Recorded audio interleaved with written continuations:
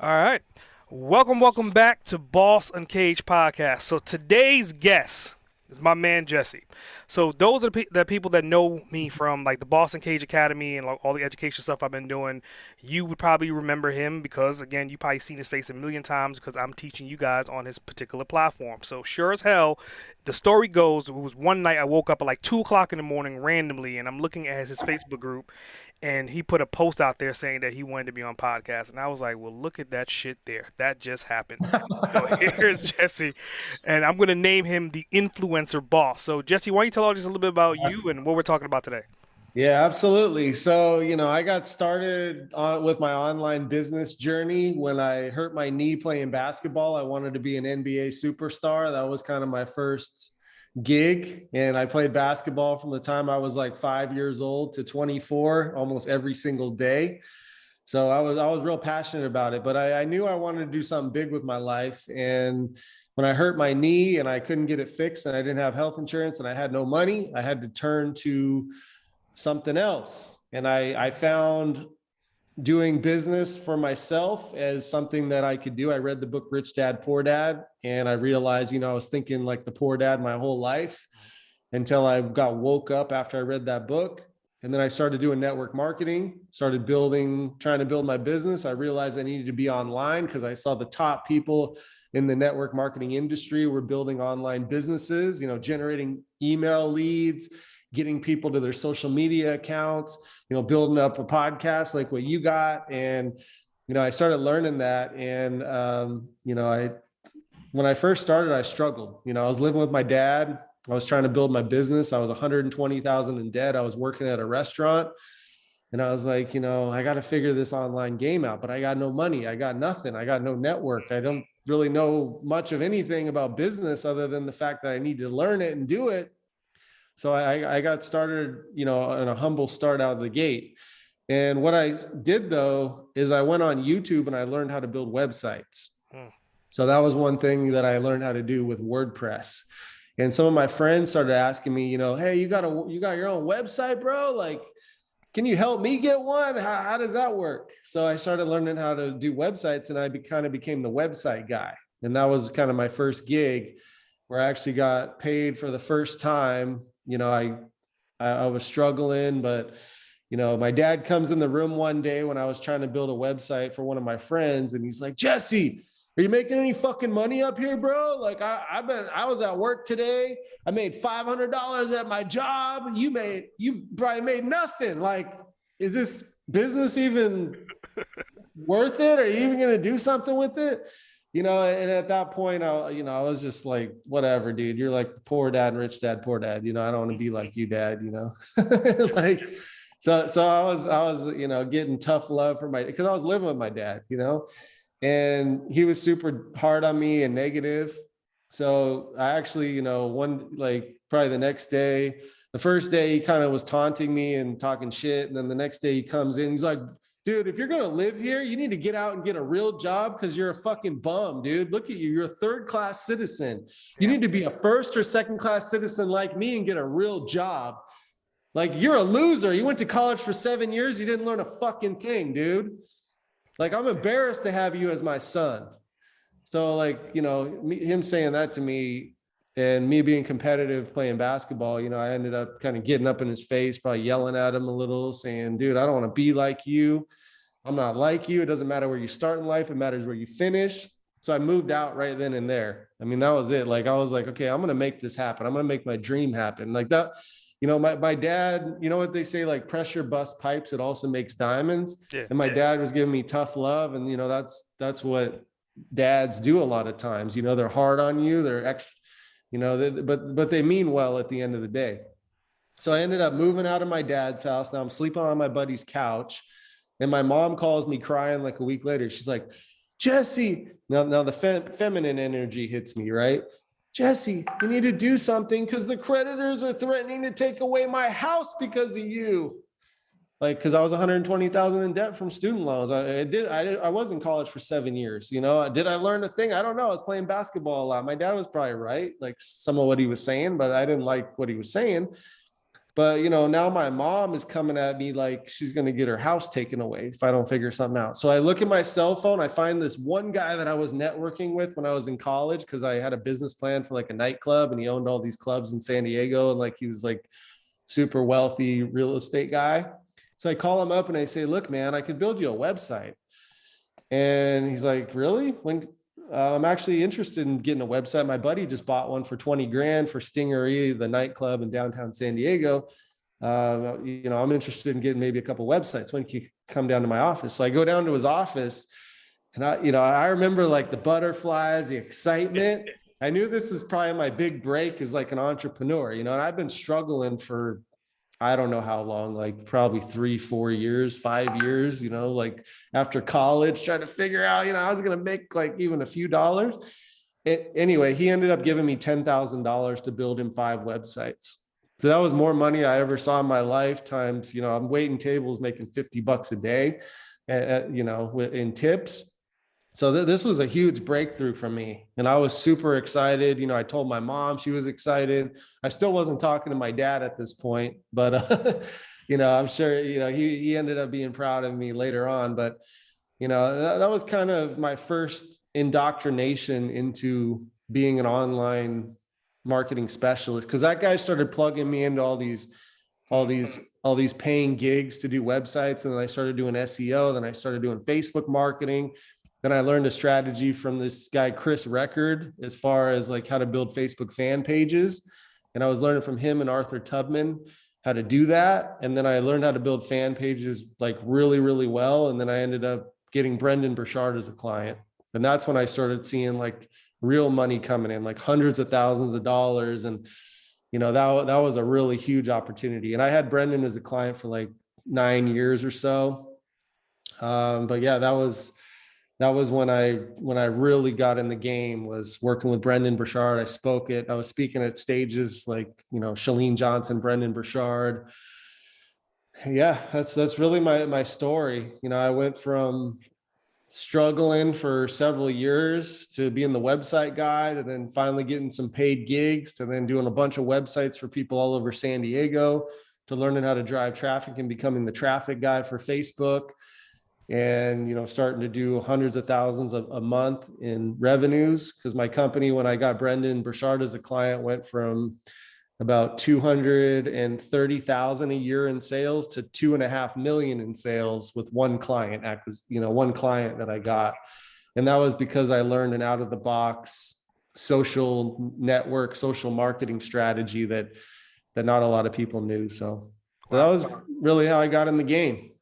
Wow. So I mean, like, let's chop some of that up, right? So like going back to like the Brendan, like how did you even get in contact with him? Because I mean, he's pretty high profiled, and like you were saying, like you had no real connections, and then all of a sudden, like this dude falls into your laps. Like, how did that come to fruition?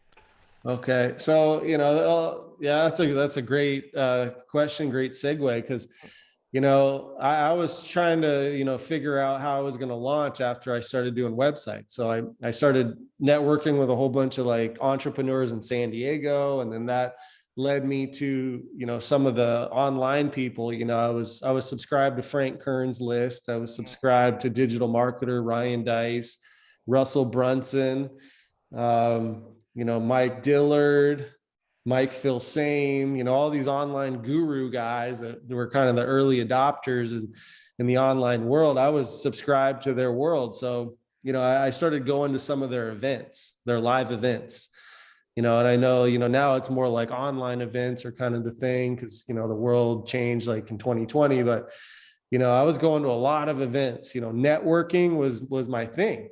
I think every entrepreneur, if you're not networking, and, podcasts are a great way to network, like that's a great way to get yourself out there. So getting on stages and networking, that was kind of like what I was thinking about. And I met a guy that he was on stage at Traffic and Conversion Summit. His name was Corey Shanes. I saw him up there. I talked to him after he got off stage. He was talking about, a social network strategy. And I started talking to him about that. And then he had one of his buddies come and sleep on my couch a couple different times. They were in San Diego for events. So I was like, oh, they can crash at my place and save money on hotels. So I was like housing people at my apartment to, gain some connections. And then one of the connections, he took me to Ted McGrath's event. So Ted McGrath's event, he had a booth at the event, and we were sitting next to a guy named Matt Boggs. Okay. Matt Boggs, he actually has a really good channel. Matt Boggs has a great YouTube channel. He's got, I think, 1 million subscribers. Him and his wife were at this event with, they had a booth right next to ours. So I started showing him what I was doing with my Facebook strategy. I was building these fan pages from 0 to 100,000 followers, and the reach was like millions. So there was millions of people seeing the posts on these pages, and I was building them up for like $500 and Facebook ad spend, getting them to 100,000 followers, but the engagement was super high. So I just showed him a couple of case studies of a couple of pages that I built, learning from Arthur Tubman and Chris Record. And then sure enough, he's like, hey dude, I'll give you 10 grand. Let's build a couple pages, one for me, one for my wife. And then those pages were so good that he showed Brendan Burchard, and Brendan's like, what the heck are you doing, bro? Introduce me to the guy that is doing this for you, because I'm looking to grow like massively this year. I got things moving in my business, and I really want to scale my Facebook. So, we did one little test with Brendan. He gave us like 25 grand. We showed him what we could do. And then he's like, let's go all in. Let me send you $100,000 a week for, lasted for a couple of years. So yeah, it was really exciting. So, I mean, anyone that understands Facebook, right? I mean, like, what time frame was this, like, year wise, when all this started? So it was around 2011, 2012 when we started the process. And then, it kind of, and that's a good question, because the landscape has changed a lot. Do people even build Facebook fan pages today? No. They've changed the algorithms 10 times. Instagram became the new place where you build your followers, and not Facebook. You just use that for friends, and that becomes the way you do it. Now TikTok is like even bigger than all that. So, it's evolving with the times. 2011 through 2016, this was really hot. Even before that, people were selling t-shirts, using Teespring, building up a fan page about, I love, cats or whatever you want to do. And they make t-shirts, and they're launching t-shirt companies that are making millions of dollars selling t-shirts on a certain brand topic, based off of a fan page. So, that kind of got shut down in 2013, the t-shirt thing, this t-shirt craze. And then, so it was around 2012, 2013, 14 when it was really hot. Wow. So, I mean, just to recap, I was going to ask you, okay, so, like, what made you sexy to them? And then you answered that question before. Like you said, boom, you had an apartment, so you was allowing them to come. So, like, you was saving them money that way. And then on top of it, you pretty much hacked the Facebook algorithm. Like, you understood the algorithm the way it worked back then, and you were growing complete leaps and bounds versus what Facebook can do today. So those are the two sex appeal things that you had. So, like, if Yeah. my next question is like, going from like that sex appeal aspect, if you could define yourself in 3 to 5 words, what would those 3 to 5 words be? Define myself in 3 to 5 words. Think bigger than anybody else. I don't know. I mean, that's kind of how I model, everything that I do. I just think beyond big. I mean, think beyond big is kind of my thing. Yeah, I don't know what else to say. I mean, I think you got to really be focused as an entrepreneur, figure out what the hot new trend is, and just really focus on mastering it. But yeah. So you think that was your gift, is the fact that you mastered that particular trend at that time, and then you just happened to be at the right place at the right time to make the right connections?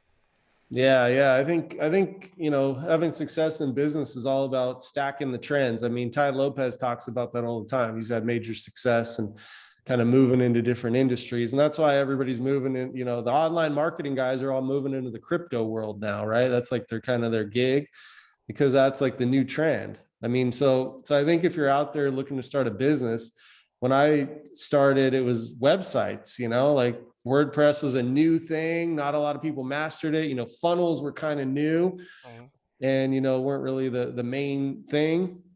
And, this is kind of like the new trend, like building an online business. Cause, I started off like, should I get a real estate license? Should I do this? Should I do that? I realized, the internet's only been around for like 20 years at this point, and it's only, the whole world's becoming digital. Like I want to get in where the trends are. So I think, being really innovative, but thinking beyond big and not limiting your beliefs to a small level. So roughly you're talking about like a 10-year span, but obviously like just take it further back. Like you said you've been playing basketball forever.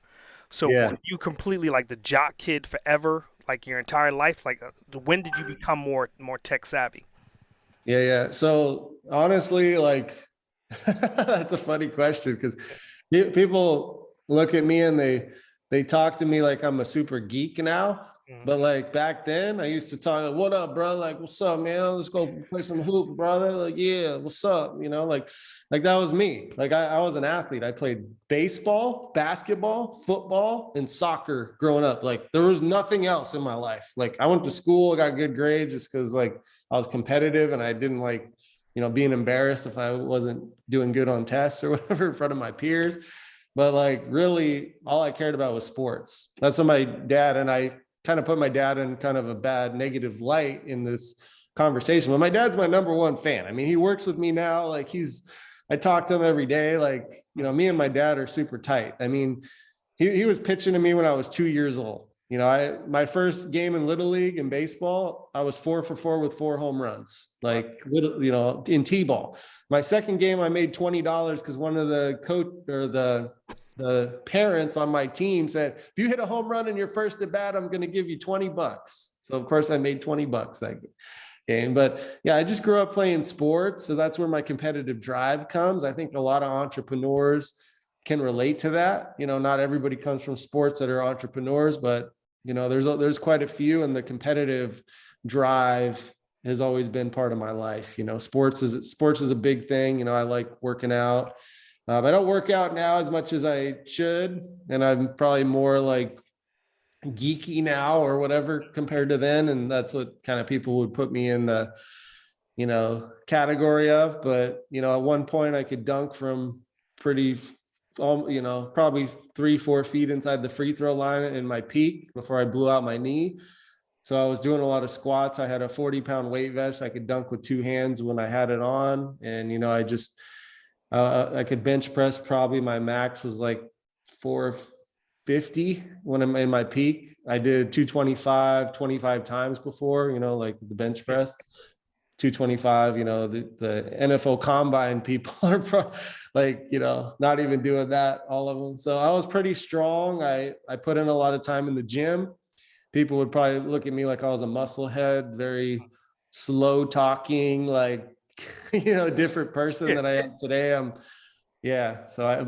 I come from a competitive, relentless mindset. And I think that's what I had when I was in the gym working out. And that's what I have today when I'm building my business.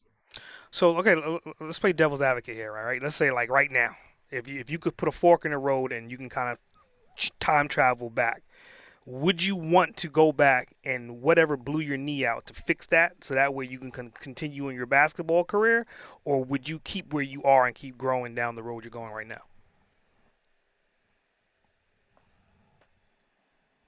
It'll be cut out a little bit there, but I know where you were going with that. So would I go back and relive my past and say, Jesse, you're the next Kobe or Michael Jordan, and you're out there, on stage dunking all over people and hitting threes like Steph Curry? With what I know now in the world, I love the path that I'm on because I think that this has more potential for success and for me to change more lives.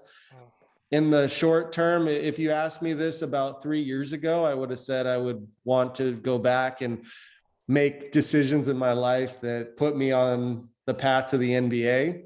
Mhm. But now, after some of the things that I've learned in my life, as far as how the world works and operates and how controlled these athletes are, and how scripted the narratives are in the world, I would say I would rather be where I'm at today, because now I have more control of myself, of my life. And I think there's a bigger, stronger, brighter future that's like beyond big than what I could have done if I was just an athlete forever. Sure, in the short term, it would have been fun. It would have been exciting, but I couldn't trade where I'm at for anything, and everything happens for a reason. So, I feel blessed to be where I'm at. So, Yeah. So speaking of where you at right now, why don't you tell our listeners like where are you located right now? I'm in Cabo San Lucas, Mexico. And do you live there or are you just visiting?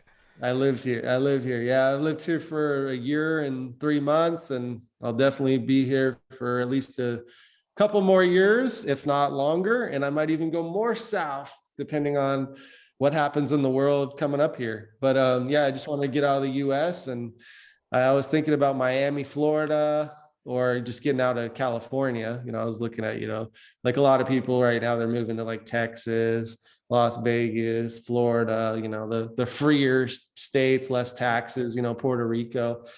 But yeah, I just wanted to get out of America, and I saw Mexico as a freer place as far as from the governments and powers that be. So I took a leap of faith and came south, and here I am. Nice, nice.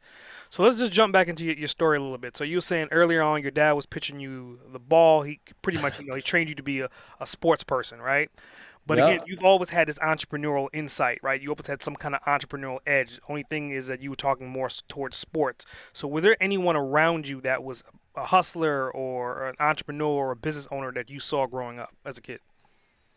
Oh man. I mean, honestly, just the entrepreneurs that I learned about that now I don't really follow them because, I just kind of know how they are, it's like, Donald Trump and Bill Gates and, some of these like entrepreneurs, I followed them back when I was in college, because my major was entrepreneurship. And I Okay. followed Mark Cuban because he was kind of the guy that failed basketball, and then now he owns a bunch of Yeah. NBA players, and now he's an owner of a team. So that was kind of my thing. When I hurt my knee, I was like, if I can't be an NBA player, I'm going to own an NBA team. Like, that's it. So, I mean, I've just always been driven for success. So I was always, following, Magic Johnson, Shaquille O'Neal, Michael Jordan, Larry Bird, the best of the best of the best. And I always strive to be the best at everything that I could do. And I knew I wanted to do something big with my life. I was just trained through school and through my parents that you're not going to be on that path because you weren't born into those families. But I'm here to show people that it is possible. And I haven't even started yet. I mean, what have I done like to this point? I mean, I've done a few things. It's exciting what I have. And, we haven't even talked about, my software. I know that's kind of how me and you met, which is really, really exciting. There's a huge upside potential for that. But yeah, back then I knew I was going to do something big with my life. I didn't know what it was, how I would get there, or, I didn't want to listen to my authority telling me, this is who you are. But I did buy into it at some level because I was just accepting it.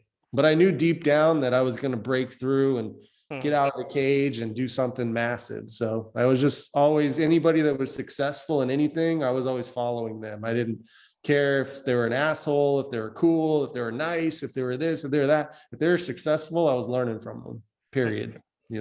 Interesting. So I mean, you open up Pandora's box, and it's a good segue. I mean, I've been dying to kind of actually just question it and hear the story because again, the platform that you're talking about, the platform that you own, is InfluencerSoft. So like, what is the story behind it? I mean, did you build it? Did you buy it and build on top of it? Kind of like, how did you get your hands on this platform? Yeah. So it was interesting because, the guy that I partnered up with on the software, he built the software like 10 years ago. Okay. And he's worked with like, Frank Kearns. He's actually lived where I was living. I was living in La Jolla when he contacted me. So he sent me all these messages like LinkedIn. He was emailing me. He was sending me all these things because he saw what I have done, in my career and who I was connected to. So he was reaching out to all these influencer type people. And this was, this was back in 2019. Okay. So 2019. right before all the pandemic stuff and all that. So he was, he was hitting my inbox on like every channel. I was ignoring him on everything. And then finally I watched his video, and then I didn't want to do a call with him because I thought he was just trying to pitch me like some software like for me to use. I didn't even know what it was. He's like, no, I want to partner up with you. I want to go into the English market because I'm in an overseas market that is real small. We have like 3,000 users, but there's no way to go outside of this. I want to launch in the English market. And for me, I was working with Russell Brunson when he launched ClickFunnels. I was like, not right when he launched it, but like he was my client for about a year. And I went to his first live event in Las Vegas. I told him, hey, I'm working with Brendan Burchard. This is what we can do together. So we started working together, and I was working with several people in his business for Facebook for over a year. Okay. So I saw what happened to Russell's brand going from like the online marketing guru guy to like being a software CEO. His net worth was higher than anybody else. So I was like, okay, this is a path to do it. I know I'm kind of, late in the game, but if I get innovative enough and think outside the box and come with a different angle, then this is possible. So I talked to the guy that created the software enough. Okay. So he had the software. I created the brand and kind of took my own stance with it. And now we're launching it exclusively together to the English market. Mm-hmm. And we're starting to develop some partnerships and opportunities with some other, big influencers. So we're getting ready to really launch it. So I think like the first couple of years is like building the team, getting people using the platform. And when we started, we were selling like a lifetime plan. I think that's where you came in. Now we're moving into recurring revenue. We're starting to get, 100 plus people a month into our platform. And, we're starting to make some strides forward. So I see this thing kind of, this year really starting to be launched. Mm-hmm. So the market can really see it and understand it and use it and accept it and say, wow, this is a competitor along with some of the other softwares. So yeah, it was just a guy hitting me up saying, I got this platform, let's partner up together. We strike a deal together on how it'll work and how we can build it, and we're launching it to the English market. We've been working together now for 2 years, and we're making some big strides. So we have a long way to go with the features. I mean, we have great features, but my beyond big vision of the features is next level. We got AI components coming into it. We got, running all of your like traffic and how the traffic is tracked through the whole system and how the system can morph depending on who is on the page. Yeah, we have some real geek. If you want to get in the geeky side of things, like we got some real like exciting, innovative funnel features that are going to be coming. So stay tuned for that. Nice. I mean, I'm just hearing you speak. I mean, it seems like, obviously you have the drive, you have the dedication, but at the same time, it just seems like you're always at the right place at the right damn time. I mean, like the guy searched for you, found you, sent you the information, and now you got your hands on this platform. And for those that don't know, this platform is not just a regular funnel platform. It's a hybrid of multiple different things. It's full automation, email marketing, funnel development, landing pages, CRM, all built into one fucking platform. Which every time I think about it, it just sounds sexy rolling off my damn tongue when I talk about it. So I love the platform for you first and foremost. You know what I'm saying? I'm like one of your biggest fans, and I love the fact of what the platform can do and where it's going. So like. Let's just go back into like your story a little bit more, right, before we dive into the platform some more. So with your work-life balance, I mean, obviously you're a competitive guy. You're highly competitive, right? You got your parents on one side, but how are you currently like managing and juggling like your work life with your balance right now, considering you're about to drop a brand new platform to the world? Yeah, so it's kind of like I don't know all the details about some of these people, but like what I know about like Elon Musk, Jeff Bezos, at least what they talk about, right? So they say they work 24/7. Like you just outwork. Okay, you're going up against IBM. It's a multi-billion-dollar company, and you got nothing. You just got time and you got a drive. How are you going to beat them? well, you're going to have to outwork them, and everybody on your team is, if they're not going to outwork them, then they can't be on your team. So luckily now it's me, you know, working 7 days a week, 24/7. I make sure I eat, sleep enough, take care of myself physically, mentally, stay in a really good mindset, you know, just try to balance as much as I can. But what can I get done when I can get it done, and prioritizing with the right people that are focused enough. So that way we're not wasting time doing things we shouldn't. So it's really been a process over 2 years of really getting organized, getting the right people on the bus, and, you know, figuring out exactly what we need to do and what's going to move the needle, and creating that plan. And, you know, it's just executing that. And, you know, there really is no time. You know, I don't have time for much. It's really just eating, sleeping, taking care of myself, showering, working, and doing it over and over and over again. And, you know, having the little unplugged time to just relax and recharge, so then I can fall asleep and do it all again. And the excitement and the adrenaline of it all has got to be the drug. It's got to be like, instead of going out and doing some of the things that you love to do, it's like the excitement of the actual rush of the business has to take that place. So I've accepted that. I'm willing to put, you know, sacrifice my time and energy. I've done it for 10 years already, and I don't really have a life. I don't really have a family. It's just me against the world, and my family is my team. And I have a big vision that I need to fulfill my legacy. So it is what it is, you know. And a lot of people talk about the path of an entrepreneur. You know, it's not for everybody, but I'm enjoying it, and I like the challenge, and just keep plugging away. So I mean, you brought up about like a hell of a keyword. I mean, legacy, right? So, with you building all this enterprise, right? Because I mean, that's essentially what you're building. You're building a platform, and part of this platform is going to come with services and products and everything else. So you're building an enterprise model. Why are you doing it, right? I mean, obviously you're doing it for the drive, you're doing it for dedication and motivation. But don't you see maybe giving it to your kids down the road, grandkids? Are you thinking about family as of yet? Well, that's the thing about being a male. You can kind of have kids later on. I mean, I'm probably going to be the old dad, you know, like, I don't know. Well, we'll see what happens, but yeah, I would like to pass it along to, you know, family, friends, you know, whatever comes, we'll see. But yeah, absolutely. I'm building this for, not just for me, but for the right people that come along the way. You know, and you know, some of my friends have become like family. So I like to get with the right people, find the loyal people, and branch onto them. If kids come, that'll happen. And but yeah, let's see what we can build. I got a massive vision to be able to change the world with this platform, because, you know, building a platform with data that can remain private, and people can use that data for good and not negative things in the world. That's what's important to me. You know, people owning their own data, having freedom in their life, like really being free, not them thinking they're free and they're really not. So these are some really big core values to me. So if you're jiving with that terminology, and you understand, you know, on Facebook, you are the product, you know, they're watching you.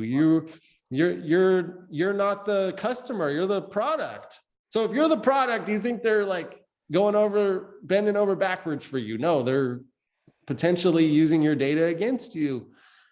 So I think people need to own their own data, and that's what our platform is about. So if I can change the world in that way and build a platform where people have more control, and they can, you know, get their own destiny and build their own legacy, that's what I'm all about. And then, yeah, whatever happens with family, and if I have kids, of course, pass it on down to Jesse Jr. or whatever, and let's roll. So Nice.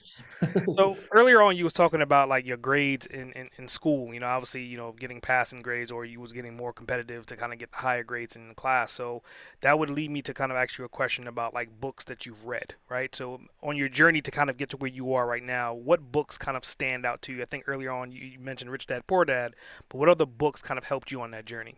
yeah, you know, Think and Grow Rich, the the 21 Irrefutable Laws of Leadership, you know, some leadership books. Yeah, Sam Walton's book. Some of these books, I don't even remember all the names. Yeah, just any entrepreneur books, a lot of books. I usually just watch videos and watch the audio or listen to the audio books. So, Brendan Burchard's books were always good, the High Performance Habits and, some of his. So I've read those. Some of Sharon Lecter's books, because she, wrote Rich Dad, Poor Dad with Robert Kiyosaki. So yeah, the 3 Feet from Gold, or I think that's what it's, I don't have it in front of me. I'm drawing blanks on all the names, but I think it's important to always be learning. So whatever that means for you, I watch a lot of videos and do a lot of audiobooks as well. And, but I enjoy, if I'm on a plane, like traveling, getting a good book, reading it. So I read the story of Elon Musk, read the story of Tony Robbins, just learning the backstories on people and just watching people that have had success and learning from them and what to do and figuring out, what's important to you.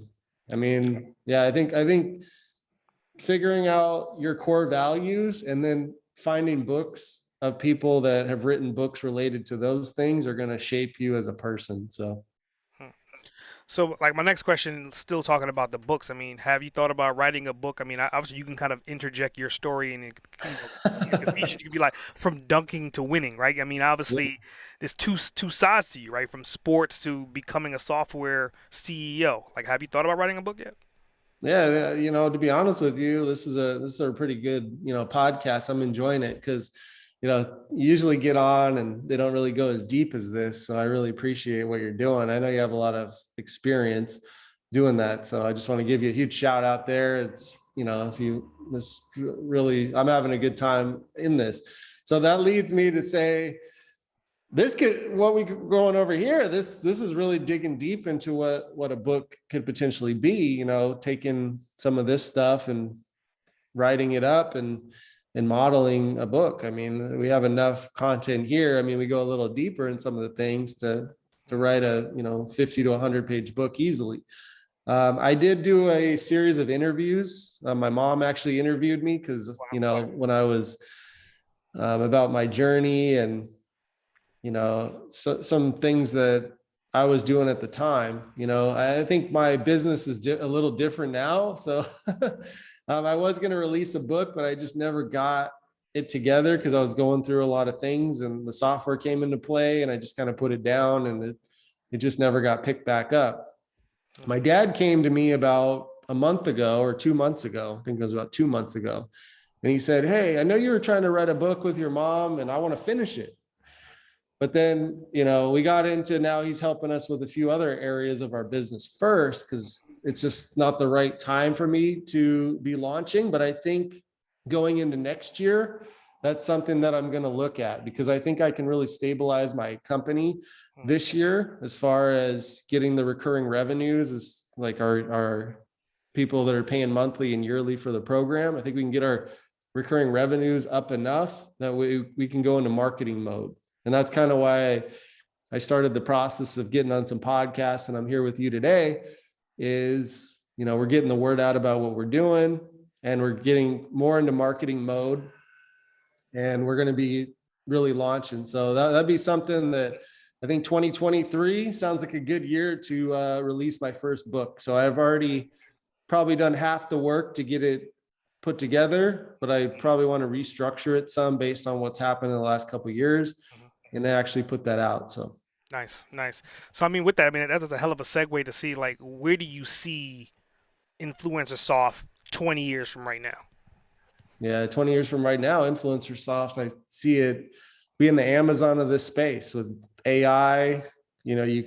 People build funnels very easily with just words on. I mean, the world's moving so fast. I mean, the artificial intelligence, robots, digital everything is just there. I see people speaking their like talking into a computer and they're building a funnel for them. And then that funnel, they start driving traffic and that funnel is going to morph depending on who's on there. Because These platforms like Facebook, LinkedIn, they know everything about people. So they can morph the technology based on who they are pretty quickly. There's going to be touch points. And so, yeah, if we can do a full integration with the technology that, all the like buttons you hit, everything you watch, like all this is data in a computer. So if we can build an algorithm inside of our funnels that speak to what's happening on the social platforms, when you drive ads or when you bring people in, we can morph that process. So I see InfluencerSoft being a platform that is really easy to build a funnel, and that funnel can adapt to whoever's in it. And I see us having millions of users because there's just so many different ways that we can do what we're doing. And I see us being a platform where people can network with other funnel people. So once they build up their audience and their user base and everything that they got going on, they can find JV partners really fast, grab their links and promote each other. So I think we'll have a group of millions of people that all promote each other and support each other, that as long as it makes sense, where you can come on. It's kind of like an Amazon, because you can go there to build a business, you can go there to buy stuff, you can go there to be an advertiser. There's just so many different revenue streams on there. So my goal is to make it like the Amazon of building an online business that is completely independent without big tech and some of these big companies controlling it. And it becomes a multi-billion-dollar, if not $100 billion community / asset. That's it in a nutshell right now. There's a lot more to it, but Yeah. So, I mean, with that, I mean, obviously, like you are a software platform, right? So, my next question is kind of like, I guess, just talk about your platform or an additional platform. Like, what software do you use on a day to day that you would not be able to do what you're doing without having access to? well, InfluencerSoft number one, because that's like pretty Yeah. much everything's done through there. I do webinars, like every sale that we've got through the platform is through the, building funnels and pages through the platform. So yeah, I wouldn't be able to operate without tracking affiliates, without setting up funnels and pages. So we got that. I use QuickBooks for accounting stuff. I use Trello to keep track of projects. We use Outlook, which I don't really like, but I was using Google before, and it's a long story. We switched over to Outlook, to track all the emails and set all that kind of stuff up. I use Calendly for my calendar. So I use a lot of different softwares, but the main software, InfluencerSoft, runs most of it. But yeah, when you're running an online business, you're going to have some monthly fees, and you've got to find the right software and keep your monthly fees as low as possible. That way you can keep profits in your business. So, I mean, you name like other platforms that you're using, and those are platforms that InfluencerSoft can't do those things, like the Calendly, for example, right? So, are you looking at probably down the road doing more like API integrations, more so like, not to say replacing Zapier, but that way your platform can integrate with anything naturally? Are you looking for something like that down the road? Yeah, we already have apps.influencersoft.com. So if you go there, you can check it out. We have 150 integrations. So that's one thing. Shopify, they actually make a large portion of their revenues off of their integrations. So that's something that, we have our own platform that's like our own version of Zapier, but Zapier has like 3,000 integrations. We have 150. So so yeah, we'll be building that out over time. Plus there'll be integrations that are already in the platform that you don't need the app marketplace or Zapier or whatever to use. So yeah, there's always going to be new softwares coming out that people are already using that they want to just tie into your software. So definitely the integrations is a big part of it. Now, we do have a calendar booking system, but it's not ready to be launched yet. It is possible to use, but it's not great. So we're going to be making it great over time. So we will be able to replace like Calendly. There's several things that I am using that we will be able to replace over time. Right Nice. now, it's not really feasible to do that. And, there's already people using certain platforms that they're going to want to just tie in, and that'll be the easiest way to do. So yeah, I think we have some integrations and we're going to be getting a whole bunch more as we go. And what was that website again? Apps.influencersoft.com. So just Nice. like our website, we just put apps as a subdomain, apps.influencersoft.com, and you can go check it out. But yeah, we offer plans there and you can try it out for free. So if you're using InfluencerSoft, you can use it for free. And then there's also plans that are paid. You can get really good deals right now on it since it's pretty new. Nice. So let's talk about like your ideal avatar. I mean, obviously, like you talking about like the big names, or you talk about the large marketers are potentially wanting to use a platform like this. But what's your range of target audience that you would ideally like to see using your platform?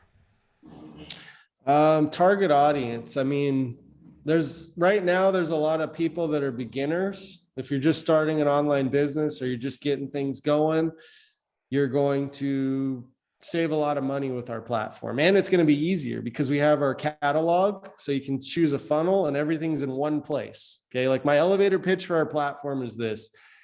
If you're looking for a platform that you can easily pick out a funnel that has all the pages, all the checkout pages, all the email automation, all the upsells, the downsells, the cross sells, the order bumps, the online courses, and everything's in one system. It's not several products that you have to like connect over here and over there. And, you know, your pages are here and your email automations over here and your affiliate tracking's here. And they're separate products that these companies purchase. And then they try to like mold them together. Our software was built from scratch. The only thing we added in was the page editor, which is okay to add in because it works perfectly with what we have, you know? So yeah, our whole thing is in one place. So beginners are trying to use these funnel platforms, but beginners are not the ones that can actually really figure it out and use it. So, you know, we're marketing a lot to the beginners, which is like 99.99% of all the people out there building funnels. And, you know, everybody on your list, you know, Grant Cardone, Brendan Burchard, I mean, most of them are technophobes that know nothing, you know, and then you got your like, you know, 0.001% that are in the 2 comma club or beyond. But, you know, I'm building a platform that's catering more to beginners.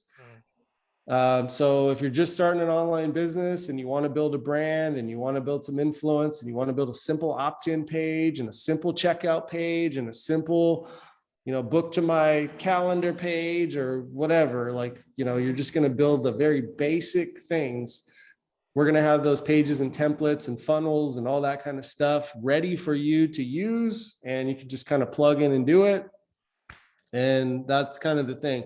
Another niche that we're in right now is network marketing. So I'm about to scale to an entire network marketing business. So if you're out there listening to this and you know a leader in network marketing, you know, reach out. We're having a huge success with our Golden Goose assessment funnel. Okay, we have an assessment funnel that's like absolutely slaying the game for network marketing. It'll work for any niche. But yeah, network marketing is huge because there's these companies out there that got rocked by COVID, meaning they couldn't do their events anymore, their hotel meetings, their big national conventions and like sold out basketball arenas.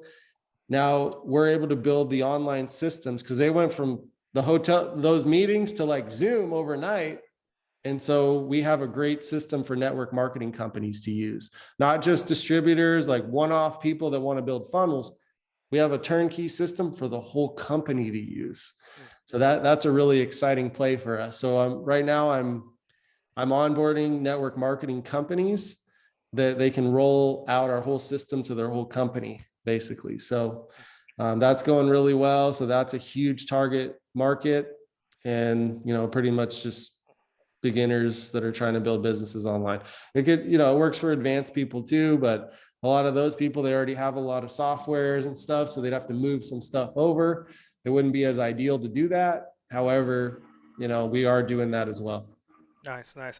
I mean, I think it's definitely cool that you brought up network marketing. I mean, just from your affiliate side, right? I mean, most affiliate deals are usually like one-tier systems, and yours is like a multi-tier, which goes hand in hand with network marketing. And for those that don't know what I'm talking about, think of it as in one person is getting 20%, the person below that is getting 10%, and the person below that is getting 5%, and you can kind of set all that up in your affiliate marketing system as it is right now.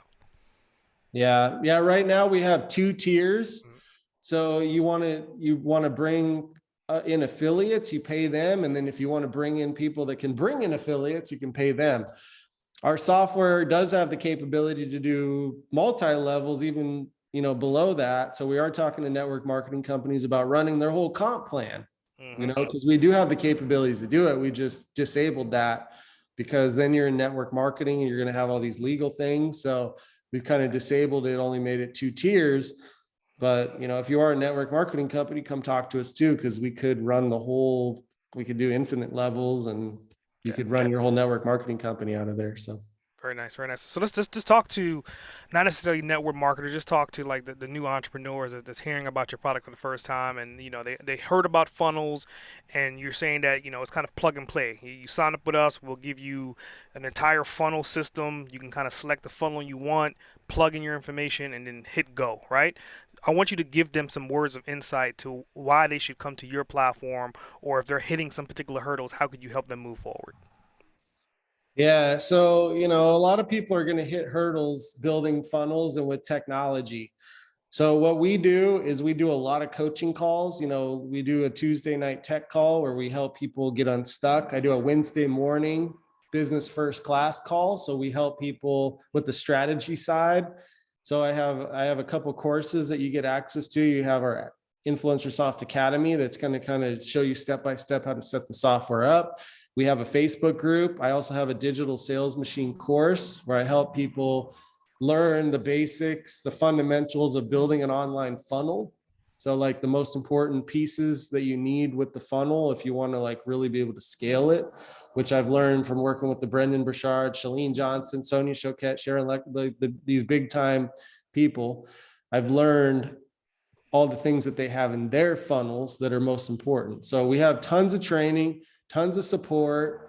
We have the templates. We're getting our system more simple all the time. We're rolling out a new kind of onboarding process because, people, when they come in, there's like a 14-day like email sequence that we give them, showing them step-by-step things that they need to set up, how to set an opt-in, set up this, set up that, set up their payment processor, their email, like set up the whole system. But I'm also going to change, because we have our fast start video when people sign up.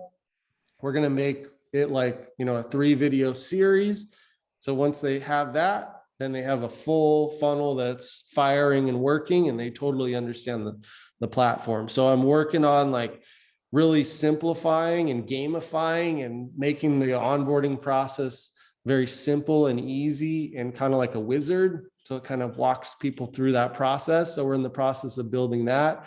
So if you're out there looking to get into a funnel platform that you can actually use and it's affordable and it makes sense, and you're going to have the support of a community like ours and holding your hand step by step, I highly recommend that you check it out and come in, give it a try. And, you got 30 days to try it out anyway, and I think you'll be blown away. So Nice.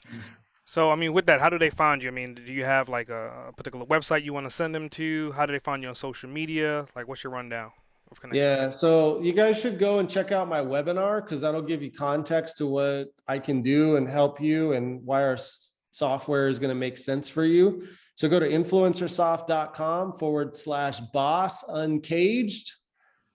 So influencersoft.com/boss uncaged, all one word. So BOSSUNCAGED. So influencersoft.com/boss uncaged, all one word. That's your exclusive invite to my webinar. It's evergreen, so you can go and watch it whenever you want and just register for it, go through the whole thing. And then that'll give you a really good path to getting set up with InfluencerSoft with a ton of bonuses, opportunity to join and work with me and Essay and everybody else in our community. And you'll get to hear my story in more detail. And, it's a really good training as well. I give you my 11 keys to really launching an online business and the 4 things that you absolutely should focus on after working with Brendan Burchard for 8 years. And, John Assaraf, Billy Jean, Ty Lopez, the name of all the people that I've worked with at some level. Hmm. I've learned so much from them that we're going to pack a lot of that, the most important fundamentals, into that webinar. So make sure you go check it out. You know, even if you don't join InfluencerSoft, which I highly recommend you do, you're going to get a ton of value from that webinar. So make sure you go register. It's influencersoft.com/boss uncaged, all one word.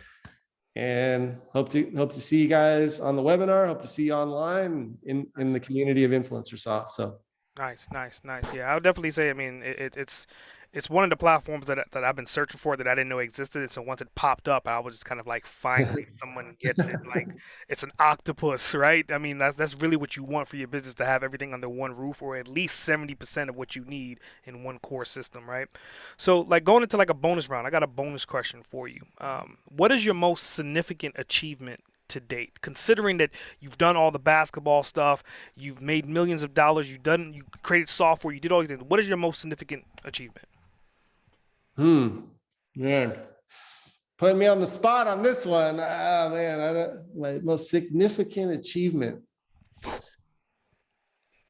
I don't know. To be honest with you, I mean, I'm a car guy. When I bought my Corvette, I think that was it for me. You know, it's not a Lamborghini. It's not the next level of, and really, I want to get one of the new Z06 Corvettes. That's a, Yes, you know, sir. the mid-engine, which you can't really get unless you're, you know, I know some big YouTube channel guys that have one, you know, Street Speed 717 or like some of those type of people.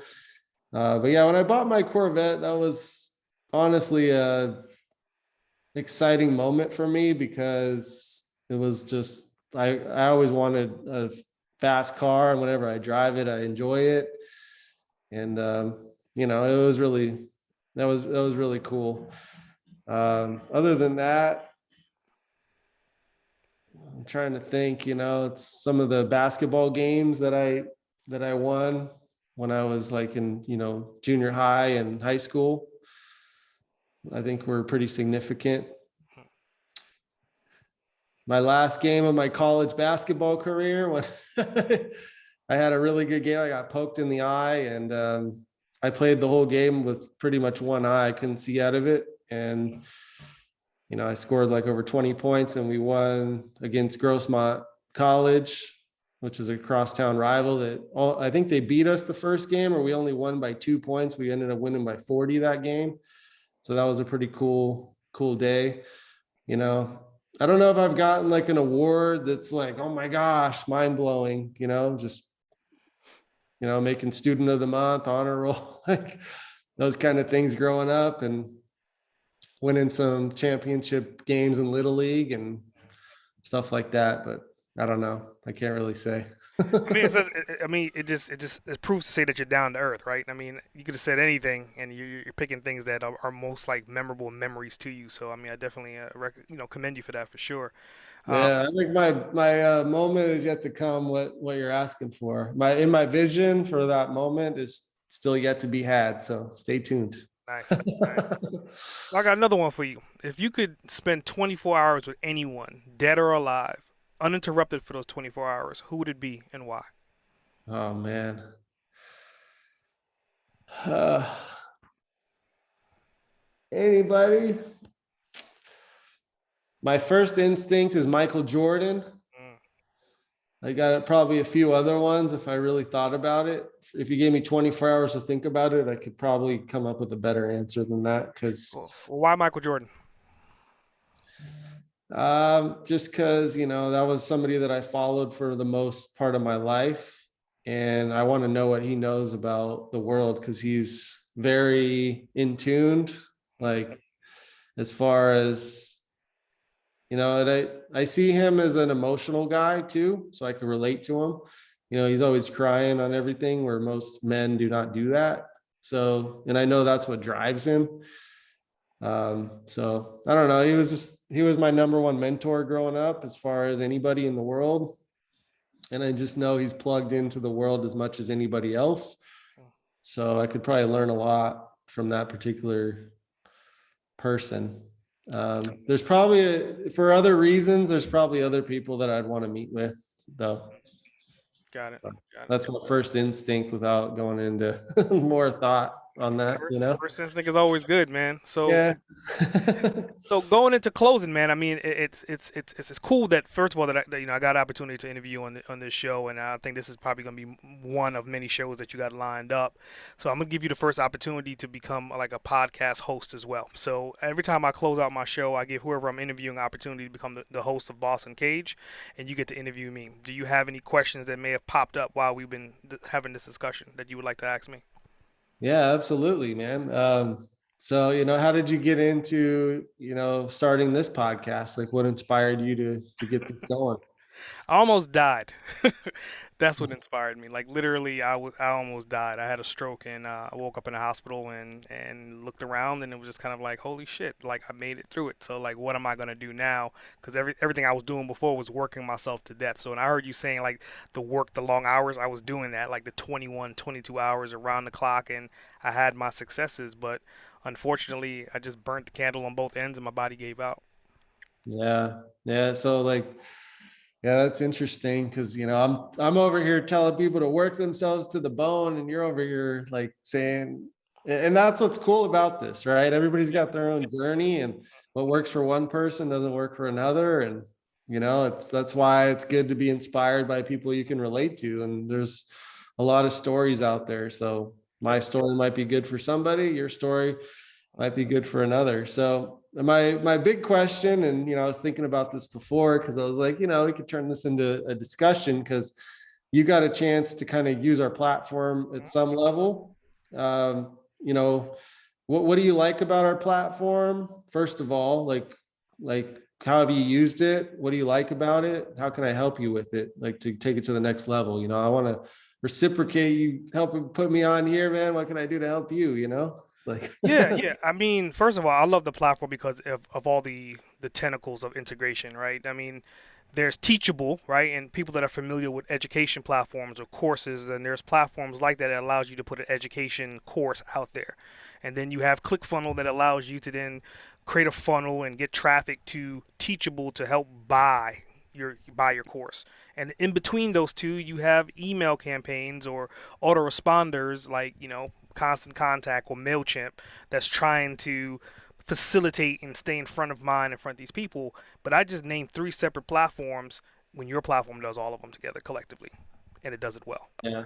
So for Yeah, me, that's that's why good. I love using it pound for pound. Because again, to your point, I mean, the price that you're going to pay, even though I got a lifetime deal, even if you're going to pay the premium annually, if you did the math for 10,000 emails on Mailchimp, if you did the full funnel kit thing, that's like $200. And then if you did um, Teachable or any of these online platforms, you're looking at like another 40, $50 per month. So if you collectively add them all together, and that's just three platforms, I haven't even talked about all the other benefits that your platform does outside of those three core things. Absolutely. Yeah. So when I started with our platform, I was using for all my clients, I was using ClickFunnels Hmm. to build all the funnels. I was using Infusionsoft for all the email automation and affiliate tracking. And I was using Kajabi for all the core stuff. You mentioned Teachable, but you just replaced that with Kajabi. Yeah. And then I was using Zapier to pull it all together. So Yep. my average client, it would cost about, probably 2,000 a month just for the software. Hmm. Plus they need to pay me 5,000 a month to run all of it because it's so complicated, right? So all the main like top people, there you could replace HubSpot with that too, and maybe use like HubSpot with a couple other things. And now you're using HubSpot instead of Infusionsoft, right? For the CRM. So, and that even gets you in the $10,000 a month range for the Yeah. software. So, I mean, softwares can get really robust and crazy, and you need these big teams to run them, and these multi-million-dollar businesses can afford it, Hmm. but the average person can't. And if you look at the numbers, and you see how many people are paying, subscribing to these softwares, like hundreds of thousands of people, and there's only like, a couple hundred of them that are doing 7 figures or 8 figures.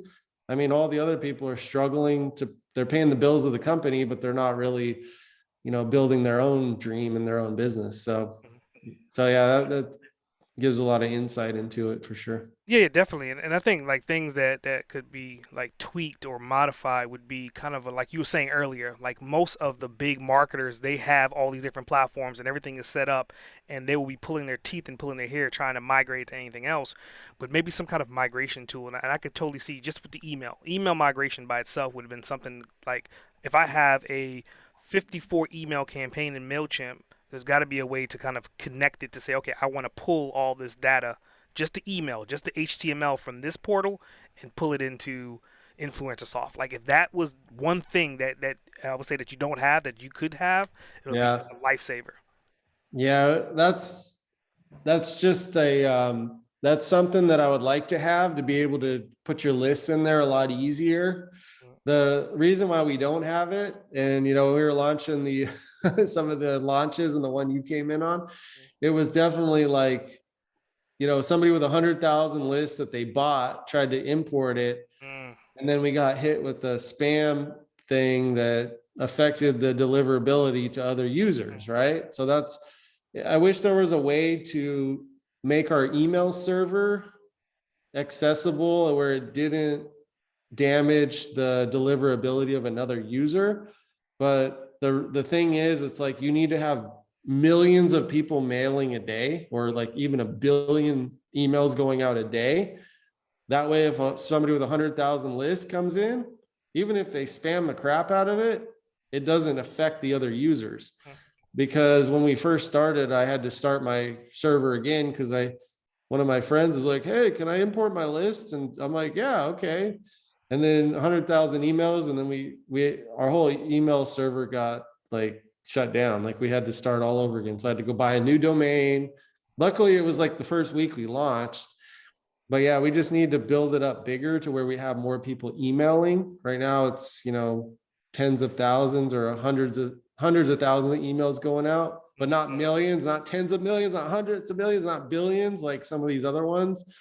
So once we get to that point, then we will have more flexibility to be able to offer that to people. So that's just full Yeah, transparency on it. but I'm not talking about the transferring of the actual list. I'm talking about the transferring of the actual physical emails, the HTML themselves. So like not the Yeah. 10,000 lists, but if I have 100 emails in an email campaign or multiple different email campaigns, it'll be nice to just suck those emails in and then I could, rebuild my Oh, list or opt in or whatever, but it would be nice to transfer the physical emails from one platform to another. yeah. Yeah, absolutely. Yeah, we'll keep working on that as we go. And, that's something that a lot of people are interested in. And, we've let people do that, and they've misused they've used it in a negative way that affected other users. So Gotcha. it's all part of the process. I there's some things that people are like, why don't they do that? And then there's like an actual reason. There's other things that there is no reason. We just didn't know we needed to do that. But yeah, we have over 100,000 things that people like requests for new features and new things. So, we're trying to prioritize those and get those on the roadmap and communicate our roadmap to the users more efficiently. So that's one thing that we're working on. And then a change log, launching that, so yeah, there's a lot of things that we're technically working on. Paul's doing a great job, and he came in the same time you did. And he's a programmer and designer and does a lot of different things with the software. So he's making recommendations of things we need to clean up that are the easy fixes right now. And then we're building our roadmap to do all the things that we need to do. So the big thing is, as we build our revenues out, which we're doing now, we're going to be able to develop things a lot faster. So Yeah, I mean, I think pound for pound, I mean, there's no platform that's going to be a perfect platform, but I mean, to have access to a platform that has as many tentacles that your platform has, and they're all functional. They're functional, right? I mean, it's not yeah, they like work. they They work, work. they work. So it's not Yep. like five work and five don't. All of them work. It's just a matter of the learning curve to figure out, okay, where's this little setting and that little setting, but Yep. again, they all work. Yeah, I gotta say it's made my life easier if I need to clone a funnel now that I know the platform Yeah. inside and out to use it for my business. I can actually use it. Like when I was using ClickFunnels, I'm like, I can't even, I got to defer to my team because they got to connect InfusionSoft with ClickFunnels with Kajabi and does all that work. At least I know how to use this platform and I can do a share funnel and everything is set up already to where all I need to do is change the copy. I need to insert a picture. I need to go over to Canva and create a little picture and insert it in, maybe move it just here or there. But I don't need to do like the major technical things and like test that it's working because, you know, I can do that really fast and easy that I can even do it now, not just, oh, send it to a tech guy to do. Like me being the leader of our company, I can actually build a funnel and use it and do it where I didn't have a chance to do it there. I could maybe design a page or like, look at a page and, move some stuff around and, build a page, but I couldn't build the whole funnel. And now I'm able to do that. So I think that's, really cool. And if I'm the average user, which I'm no special than you guys, like I learned from 13-year-old kids off YouTube how to build websites, and that's my knowledge. I didn't go to college for this. I didn't go through extensive training and maybe bought a course or two about Facebook marketing, but no funnel courses. I just learned by doing. And if I can learn it, you can. So. Well, I think on that note, I think that's the perfect way to close out this particular episode, man. I definitely appreciate you taking time out your busy schedule to be on this podcast, and I think you dropped enough nuggets and jewels. And again, anyone that's listening to it, if you haven't heard of this platform, I highly recommend the platform because again, I'm using it for like all my stuff behind the scenes, right? So definitely at least check it out. And again, it's integrated across the board with a lot of different things that again you would have to pay thousands of dollars per month to use when you could have it all on one platform for less than that. So. Absolutely. Well, thank you for having me, man. It was a blast. Anytime you want me to come on, just let me know. Yep. I appreciate it, man. S.A. Grant, over and out.